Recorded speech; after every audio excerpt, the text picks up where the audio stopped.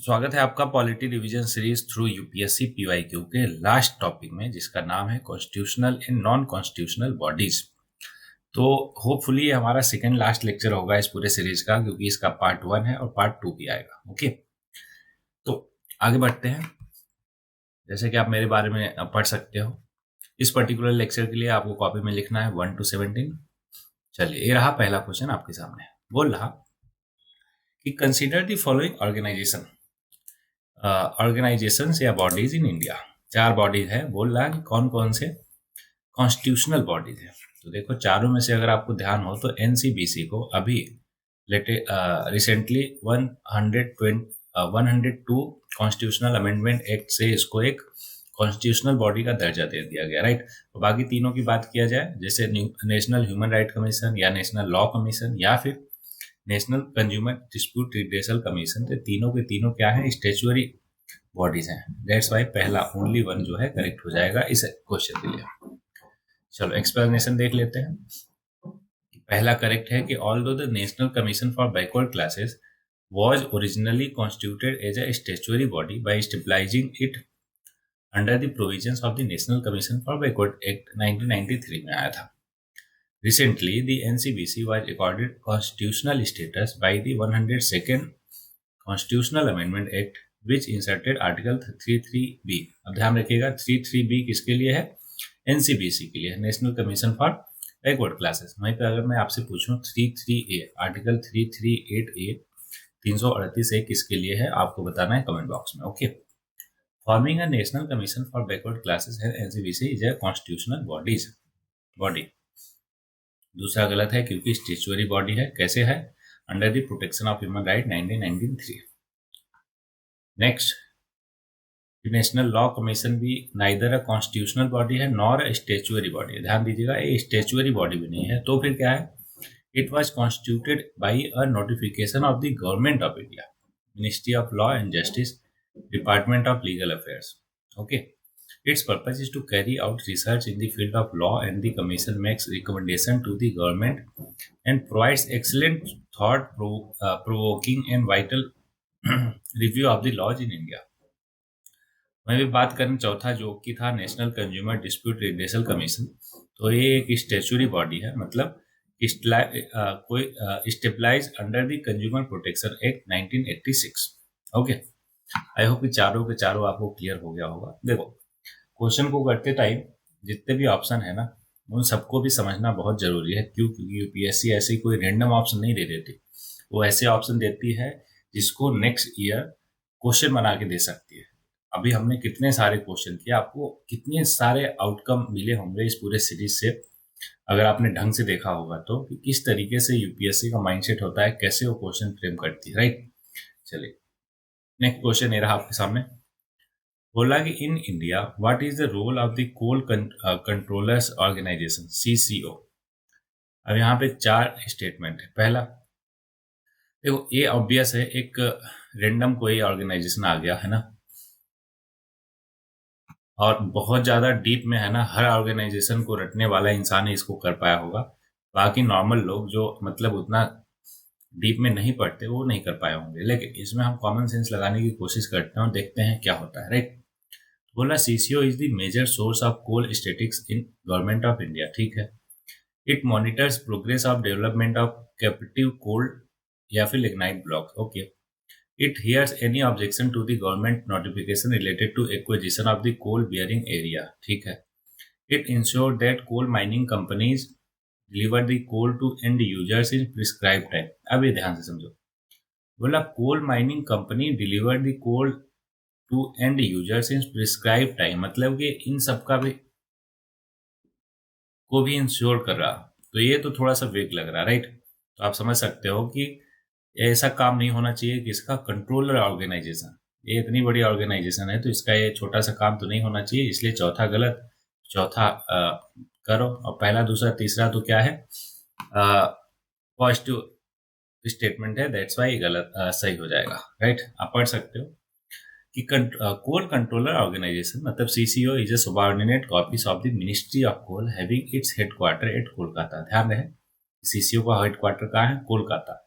And field offices at कहाँ, धनबाद, रांची, बिलासपुर, नागपुर, संभलपुर और कोठागुदाम, काठगोदाम होना चाहिए, एंड आसनसोल। अच्छा, ये कोठा गोदाम, ये आप देखना काठगोदाम, क्योंकि काठगोदाम है उत्तराखंड में है, वो तो नहीं होना चाहिए। तो ये कोठा गोदाम कौन से स्टेट में है ये बताना है आपको। It collects and maintain coal production data of all private and public sector coal mines in the country. The information is collected on a monthly basis. पहला स्टेटमेंट करेक्ट है। Under coal collection of statics act 2008, coal control has been made the statistical authority with respect to coal and lignite statics. Interested the responsibility of carrying out annual coal and lignite survey and publishing a provisional coal statistics and coal directory of India. दूसरा भी सही है. It is interested with the task of monitoring captive mines, work such as permission for opening and reopening of coal mines has been entrusted to coal controller organization. तीसरा भी गलत है, sorry सही है। क्यों? क्योंकि under coal bearing area acquisition and development act 1957 में coal control is the competent authority under this act to hear any objection to the central government notification related to the acquisition of coal bearing land and to furnish his report to the central government. चौथा गलत है। क्यों? क्योंकि ensuring that coal mining company deliver the coal to the end user in prescribed time is not the function of the coal controller organization. Next question. With reference to tea board, देखो यहाँ पे फिर से एक random board आ गया, right. तो tea board in India consider the following statement. अब चलो, इतना डीप में तो पढ़े नहीं हो आप, या फिर कोई भी इतना डीप में पढ़ के नहीं जाता कि हर एक ऑर्गेनाइजेशन को है ना पूरा एकदम डिटेल में पढ़े, राइट। तो इसलिए हम इसमें भी क्या करेंगे, अभी तक जो हमारा अप्रोच डेवलप हुआ है उसको लगाने की कोशिश करेंगे। बोला tea board is a statutory body, okay. आगे बोला नहीं, it is a regulatory body attach to ministry of agriculture and farmer. आपको पता है या तो पहला होगा या तो दूसरा होगा। ऑप्शन में देख लेते हैं, पहला दूसरा एक साथ दिया है क्या कहीं? नहीं, वेरी गुड। तीसरा, the tea board head office is situated in Bengaluru. अब बात बताओ मेरे को, सबसे ज्यादा टी कहाँ का फेमस है? आपको पता है दार्जिलिंग टी है ना, या फिर इधर दार्जिलिंग साइड में, और वैसे भी आसाम पूरे देश का सबसे ज्यादा टी प्रोडक्शन करता है और वेस्ट बंगाल दूसरे नंबर पे। तो कहने का मतलब ये है कि उधर ही साइड में होना चाहिए tea board head office, right. लेकिन यहाँ बेंगलुरु बोल रहा, तो तीसरा तो नहीं हो सकता। देखो तीसरा गया, राइट। अब टी बोर्ड जो है वो एक स्टेचुअरी बॉडी ही होनी चाहिए, है ना, रेगुलेटरी बॉडी तो होना नहीं चाहिए। तो इसलिए पहला और कौन सा, चौथा, वो करेक्ट हो जाएगा। तो देखो डी ऑप्शन करेक्ट होना चाहिए। देख लेते हैं एक बार, बिल्कुल डी ऑप्शन जो है करेक्ट है कि स्टेचुअरी बॉडी है created under the T act 1953। कौन सा act? T act 1953। And it was established for the purpose of regulating the Indian tea industry and protecting the interest of the tea producers in India. दूसरा गलत है क्योंकि under of ministry of commerce है ना। तीसरा incorrect है, क्यों? क्योंकि हेड ऑफिस कोलकाता, देखा मैंने बताया ना, उधर ही साइड होगा तो कोलकाता में है। चौथा गलत है, सॉरी चौथा सही है, और चौथा हमने पढ़ा भी नहीं, तो ये गलत काम नहीं करना है। एक एक क्वेश्चन के एक एक ऑप्शन, एक एक स्टेटमेंट को पढ़ना है। चौथा करेक्ट है, पढ़ लेते हैं कि the tea board of India has overseas offices in Moscow, Dubai, Hamburg, London and New York. इन सब जगहों पे क्या है, ओवरसीज ऑफिसेस है, ठीक है। आई होप ये अभी आपको क्लियर होगा। Next question.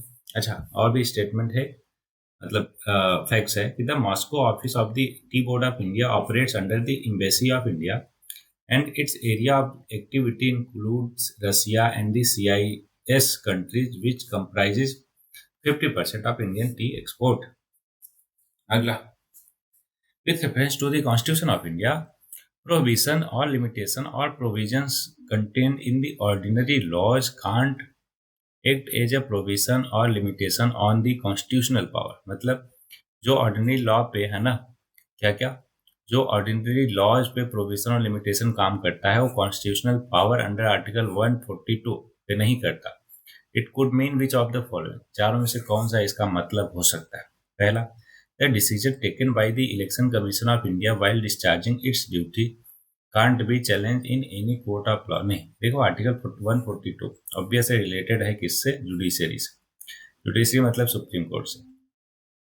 अब यहाँ पर सुप्रीम कोर्ट हाई कोर्ट से रिलेटेड होना चाहिए, और वैसे भी एक कंप्लीट जस्टिस है ना, टू प्रोवाइड कंप्लीट जस्टिस के लिए आर्टिकल है कि हमारा सुप्रीम कोर्ट इतना एम्पावर्ड है कि वो कंप्लीट जस्टिस प्रोवाइड कर सकता है किसी भी केस में। तो दूसरा देखते हैं, the supreme court of India is not constrained in the exercise of its power by laws made by the parliament. बिल्कुल ठीक, लेकिन बाकी भी हम देखेंगे। सी ऑप्शन बोल रहा है, in the event of grave financial crisis in the country the president of India can declare. ये तो फाइनेंशियल इमरजेंसी, याद कीजिए कितना 360 आर्टिकल बोल रहा है ना, तो ये तो होगा नहीं। अगला, the state legislature can't make laws on the certain matter without the concurrence of the union government legislature. ये भी नहीं हो सकता, तो ले देकर बचा कौन सा, ऑप्शन बी जो है करेक्ट हो जाएगा इसका। एक्सप्लेनेशन देखते हैं कि as per article 142 of constitution of India deals with the enforcement of decrees and order of the Supreme Court. It states that the apex court in exercise of its jurisdiction may pass such decree or make such order as it is necessary for doing complete justice। अभी मैंने बताया ना कि complete justice करने के लिए supreme court जो है कोई भी ऑर्डर या डिग्री पास कर सकती है। Okay, next question, with reference to the quality control India. देखा फिर से आ गया क्वालिटी काउंसिल ऑफ इंडिया, मतलब एक और ऑर्गेनाइजेशन आ गई। Consider the following, QCI was set up jointly by the government of India and the Indian industry। पता नहीं। दूसरा, the chairman of QCI is appointed by the prime minister on recommendation of the industry to the government। तो देखो ये आपको लग रहा होगा कि prime minister on the appoint by prime minister थोड़े ना अपॉइंट करेगा QCI के चेयरमैन को। तो एक्चुअल में ये स्टेटमेंट सही है कि कौन करता है, प्राइम मिनिस्टर ही करता है। तो अच्छा, सेकंड स्टेटमेंट सही हुआ, पहला भी जो है ठीक है, तो इसका दोनों के दोनों हो जाएगा। अभी आपने देखा इस पर्टिकुलर का आंसर। अब एक्सप्लेनेशन देखते हैं। पहला करेक्ट है, क्यों, क्योंकि क्वालिटी काउंसिल ऑफ इंडिया क्या है, एन ऑटोनोमस बॉडी है setup by the ministry of commerce and industry. ध्यान रखिएगा, ministry of commerce and industry, Government of India jointly with the Indian industry, represented by the three premium industry association। क्या क्या, ASSOCHAM और CII confederation, माफ कीजिएगा, confederation of Indian industry and federation of Indian chambers of commerce and industry. ठीक।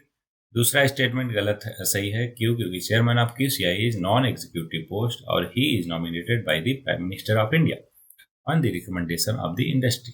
ठीक, okay, इसका काम क्या है ये भी देख लेते हैं। It aims to stabilize and operate national accreditation structure and promote quality through national quality campaign.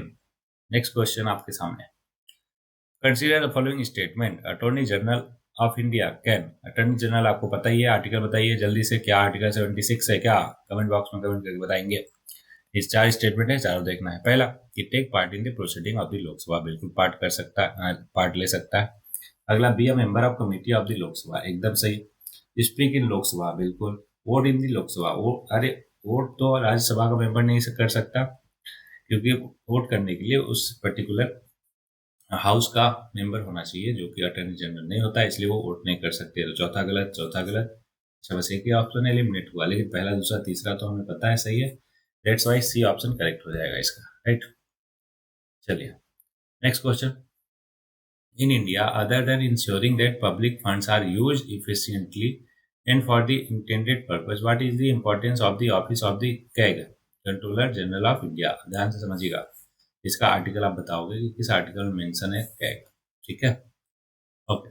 तो चलो एक हिंट मैं दे देता हूँ, लगभग 150 के आसपास कोई आर्टिकल है जो कैग के बारे में बताता है। चार स्टेटमेंट है, समझते हैं। पहला, CAG exercises exchequer control on the behalf of the parliament when the president of India declare national emergency, financial emergency. Okay, CAG report on the execution of the project or program by the ministry which are discussed by the public account committee। ठीक है, information from CAG reports can be used by investigation agency to press charges against those who have violated the law while managing public finance। देखो ये नहीं होगा, ये गलत है, तो तीसरा नहीं हो सकता, तो तीसरा नहीं, तीसरा नहीं। ठीक है, ओके। चौथा, while dealing, सॉरी माफ कीजिएगा, तीसरा हो सकता है। क्यों, क्योंकि अगर कोई ऐसा काम करता है जो लॉ को वायलेट करता है, तो कैग का रिपोर्ट यूज किया जा सकता है उसको क्या करने के लिए, पनिश करने के लिए, है ना, इन्वेस्टिगेशन एजेंसी यूज की जा सकती है। तो तीसरा सही होगा और दूसरा भी सही लग रहा है ना। चौथा देखते हैं।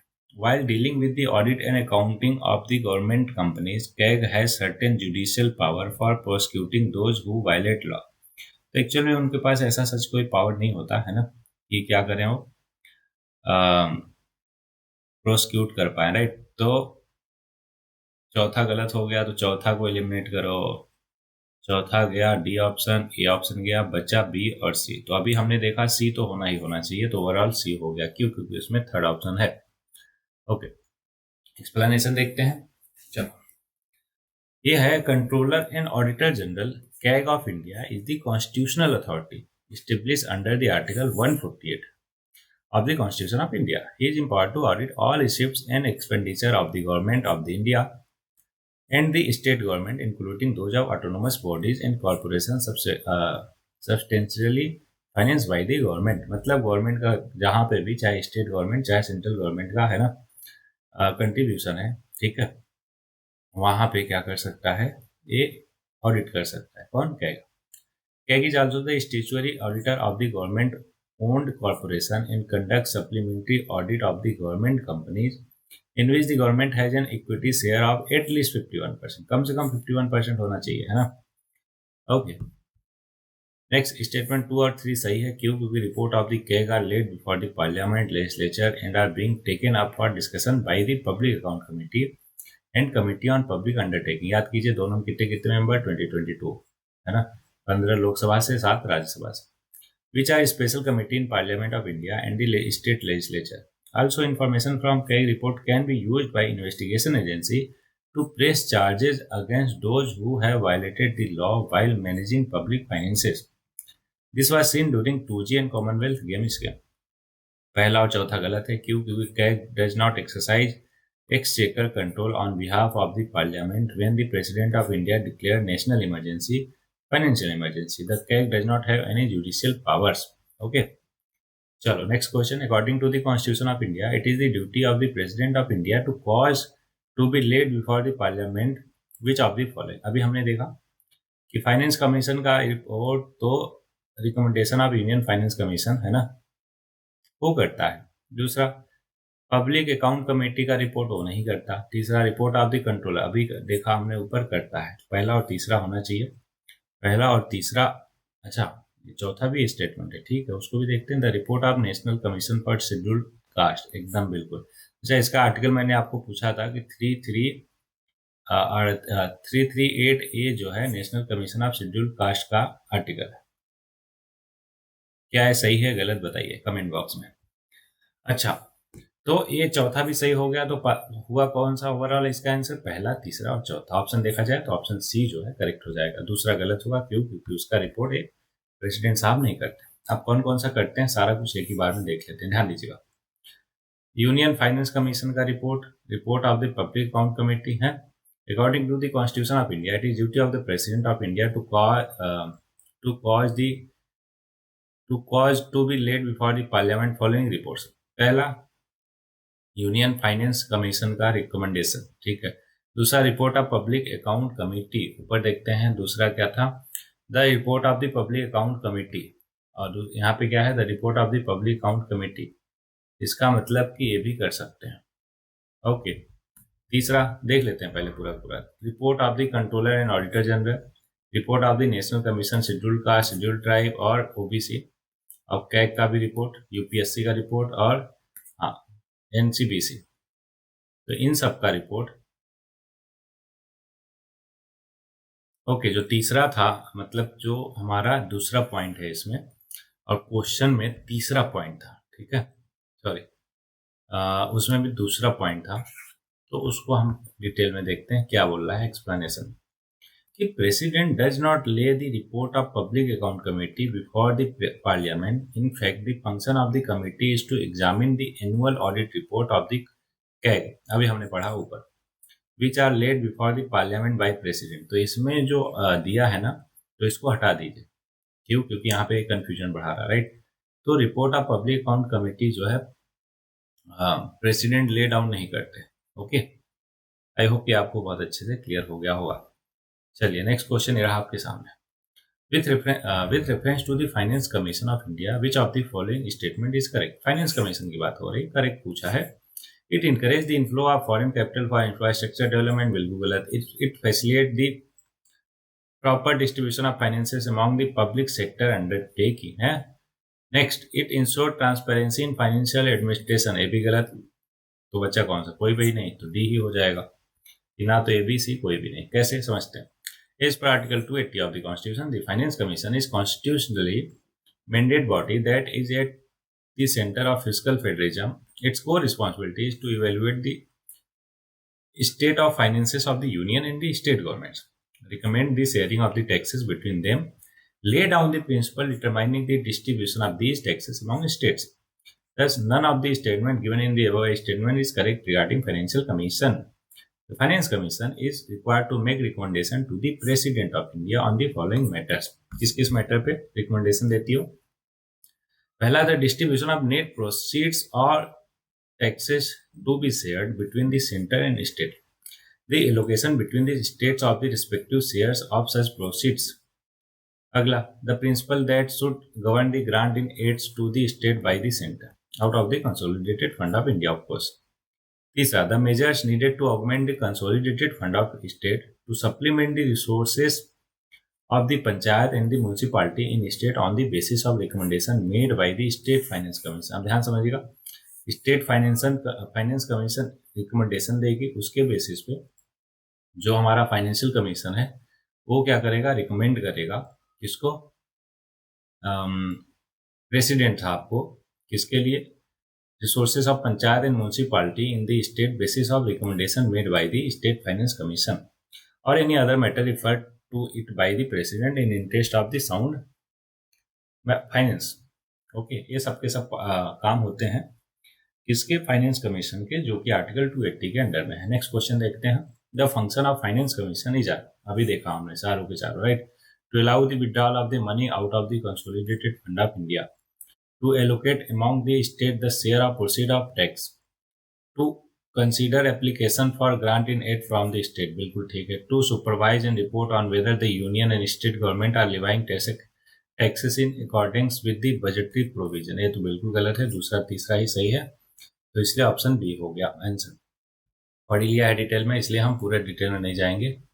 अगला, who of the following shall cause every recommendation made by the finance commission to laid before each house of the parliament। अभी हमने देखा कि प्रेसिडेंट साहब कॉज करते हैं, राइट, तो पहला आंसर हो गया प्रेसिडेंट साहब, ऑप्शन ए। अगला, the decision to disqualify the person declare convicted by court to the contest the election has been made by. Actual में ये लॉ जो है पार्लियामेंट ने बनाया कि अगर आप दो या दो से ज्यादा सालों के लिए कन्विक्ट हो जाते हो तो आप डिस्क्वालीफाई हो जाओगे being a member of the parliament। ये आप देख सकते हो, 2 or more year is disqualified from contesting election to the parliament or state legislature.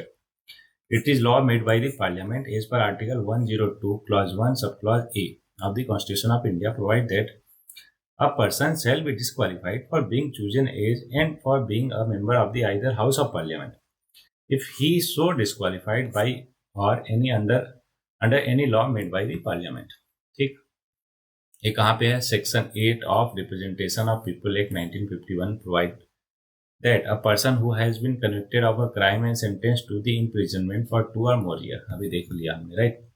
Next question, which of the following recommend the principle for sharing the revenue among the union and state. अभी देखा हमारा finance commission, right. Okay, next question.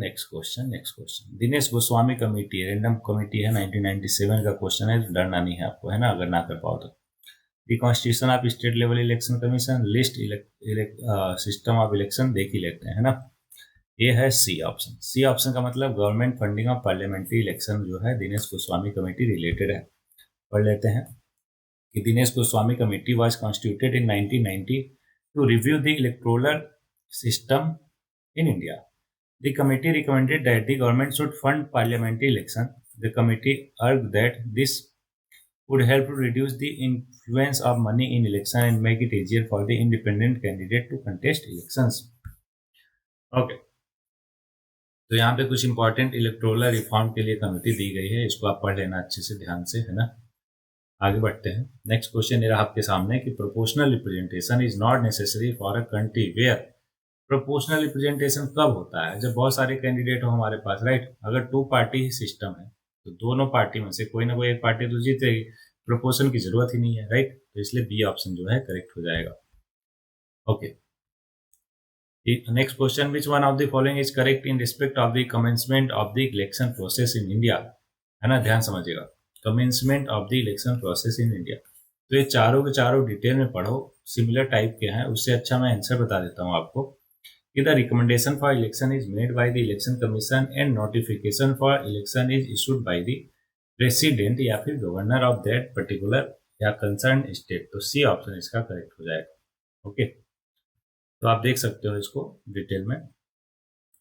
Next question है, if in an election to state legislature assembly the candidate who is declared elected loses his deposit. सोच रहे हो, deposit, deposit का मतलब क्या होता है? एक certain number of percentage of vote चाहिए होता है आपको अपना डिपॉजिट लूज ना करने के लिए, लेकिन आप अगर आप उससे भी कम वोट पा रहे हो, इसका मतलब आप अपना डिपॉजिट भी लूज कर दो। तो सोचो ऐसा कब पॉसिबल है? जब बहुत सारे लोग आ जाए। मान लो वोट है 500, कम से कम 10 वोट चाहिए डिपॉजिट बचाने के लिए हर किसी को। अब मान लो 100 मेंबर आ गए, ठीक है। तो 100 में सब लोग 5-5 वोट पाए, ठीक है। एक कोई 6 पाया, कोई 4 पाया, राइट। 6 वाला तो विनर हो जाएगा क्योंकि सबसे ज्यादा यही पाया। लेकिन कम से कम जो क्राइटेरिया था पाने का, मैं जस्ट एक एग्जांपल दिया मैंने आपको कि वो 10 था लेकिन उसको 6 मिला, तो उसका डिपॉजिट भी जब्त हो जाएगा। तो ऐसा तब होता है जब बहुत सारे लोग हैं ना एक साथ कंटेस्ट करते हैं। तो ऐसा कुछ ऑप्शन दिख रहा क्या? हाँ, very large number of candidate contested, ये हो गया फाइनल आंसर इसका। सो एवरीबॉडी, इस पर्टिकुलर लेक्चर के लिए इतना ही क्वेश्चन था। जैसा कि अपन लास्ट में 2 लाइन पढ़ते हैं, समझते हैं, जो आपके मेंस में है ना, वो वैसे डेली लाइफ में भी उसके साथ साथ मेंस में वैल्यूएडिशन के लिए काम आता है। वो है कि it doesn't matter how slowly you go as long as you do not stop. तो देखिए, ये बहुत ही बेहतरीन वाक्य है कि ये मैटर नहीं करता कि आप कितना स्लोली जा रहे हो, कब तक, जब तक कि आप रुकते नहीं हो। तो आपको चलते रहना है, चलते रहना है ना। एक ना एक दिन तो आप पहुंच ही जाना है, और शायद पहुंचने का कोई मतलब नहीं, क्यों? क्योंकि चलते रहने का ही नाम जीवन है, जिंदगी है, राइट। चलो, तो इस पर्टिकुलर लेक्चर के लिए इतना ही। आई होप कि सारे क्वेश्चन क्लियर हुए होंगे, ठीक है। 1-2 क्वेश्चन ऐसे थे जो थोड़े कंफ्यूजिंग टाइप के थे, लेकिन आई होप कि मैंने अच्छे से एक्सप्लेन कर दिया होगा आपको, वहाँ पे कोई कंफ्यूजन डाउट नहीं रह गया होगा। अगर फिर भी है so don't worry about it, just you can ask in comment box. Okay, चलिए, तो इस लेक्चर के लिए बस, अगला लेक्चर हमारा लास्ट लेक्चर होगा इस पर्टिकुलर सीरीज का, तो उसमें मिलते हैं। चलो।